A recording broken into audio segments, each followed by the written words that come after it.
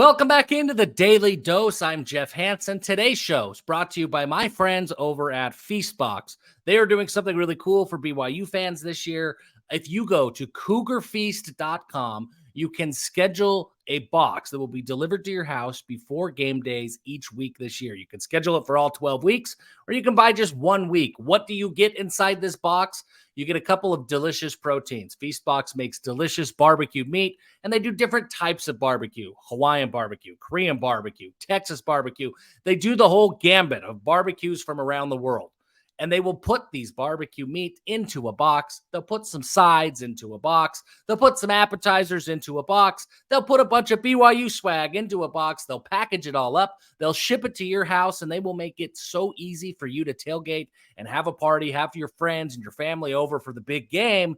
It's super easy. The food is delicious. I promise you. I look like this. I'm not a skinny man. You don't trust skinny people's opinions on food. You trust people who look like me, and I'm telling you, Feastbox, it's really, really good. So check that out, CougarFeast.com. You support BYU's NIL efforts, and then Feastbox tries to give back as well. 10% of everything they sell is reallocated and donated to feeding the hungry via their Full of Hope Foundation. It really is fantastic. So check that out, CougarFeast.com.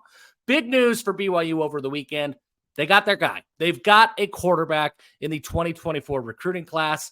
Eaton High School's Noah Lugo. That's out of Texas. Noah Lugo is committed to BYU. He had been committed to UTSA. He backed off that pledge on Friday, and he backed off that pledge on Saturday, and then committed to BYU on Sunday. His offer list isn't super spectacular. He had an offer from Indiana. He has an offer from Tulane. He has a bunch of G5 offers. Baylor was starting to lurk around. Duke was starting to lurk around. So he can play. But it isn't, he's not a consensus 4-star. He doesn't have, 25 P5 offers or anything like that. But he's a very good player. So let's take a look. Let's talk a little bit about who Noah Lugo is and who he kind of reminds me of as we get ready for the season and as we get ready to see what he does during his senior year. Noah Lugo, 3-star prospect, rated an 85 on 24/7 Sports. For those of you unfamiliar with what that means, that's a mid 3-star. I mean, that's a solid 3-star. For context, Jaron Hall was rated an 84. Zach Wilson was rated an 86. Noah Lugo is right there in between them. So that's a pretty good rating for a guy who has that offer list. And I think that rating could climb as the season goes on. I reached out to national scouting analyst Gabe Brooks when Noah Lugo committed. And I said, Gabe, help me out. You cover this kid. You know Texas. You know everybody. You know quarterbacks. Help me understand who Noah Lugo is and help BYU fans understand. And Gabe gave me a great and honest response. So I'm just going to read it to you verbatim, and you guys can hear it straight from the evaluator's mouth.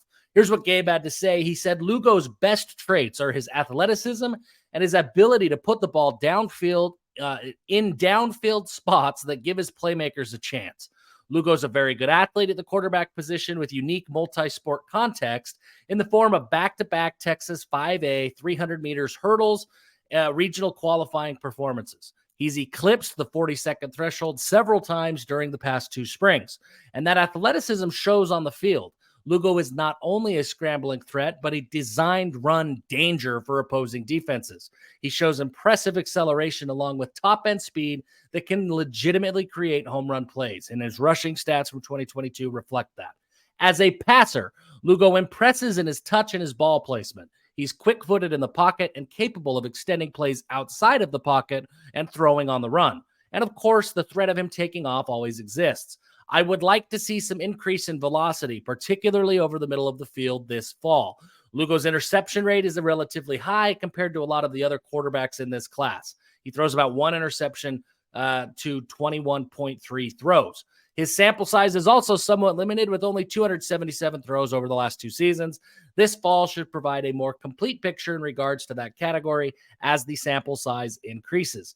He's an intriguing prospect who may have more upside than initially suspected, thanks to that athleticism and multiple live exposures in the offseason in Elite 11 camps and 7-on-7 settings. He knows how to find receivers downfield after the play is broken down and generally gives his guys a good shot at the ball, even if they're covered up. And I think that's a fair assessment from my guy, Gabe.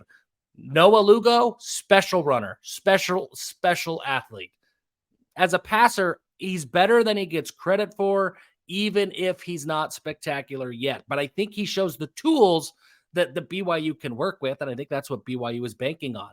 Noah Lugo, he'll get into the program. He'll work with Aaron Roderick. He'll go through the same program that developed Jaren Hall, again rated in 84, and Zach Wilson into NFL quarterbacks. John Beck will work with Noah Lugo like he does with all of the BYU quarterbacks. I think that BYU can, I know BYU feels they can turn him into a passer, and I think that they're accurate. I think they can turn Noah Lugo into a very good passer. I want to take a look at a few things, and let's compare some stats here.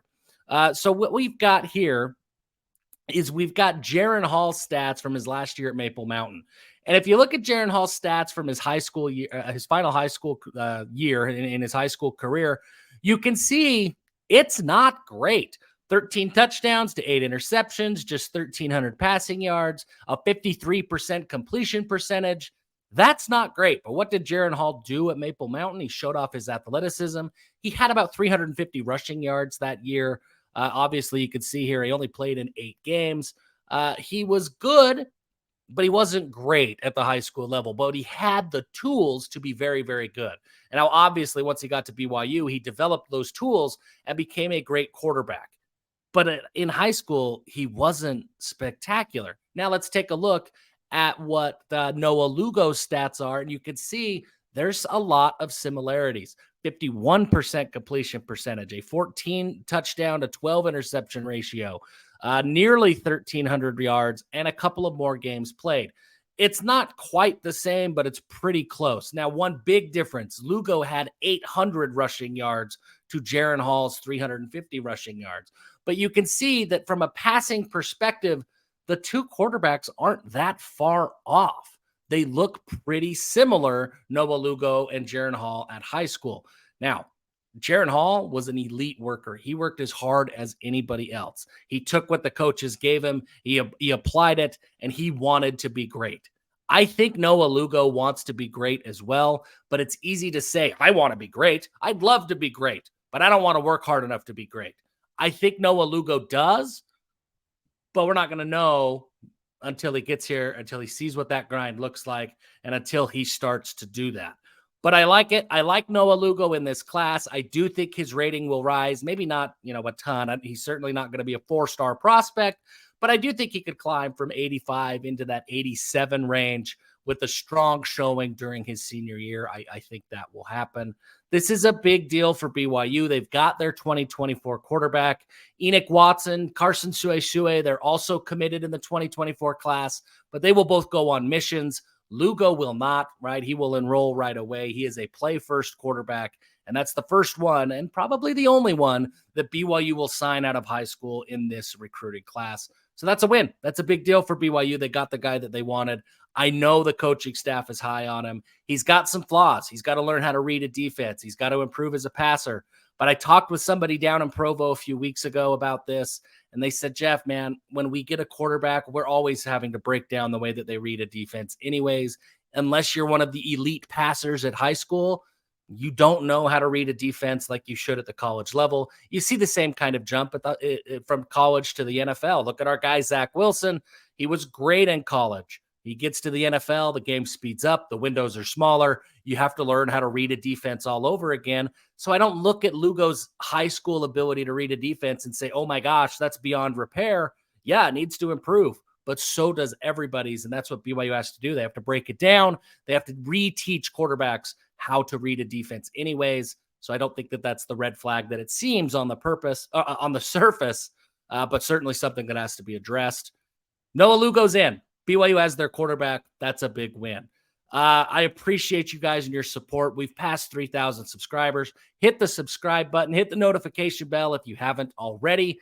And until next time, give them hell.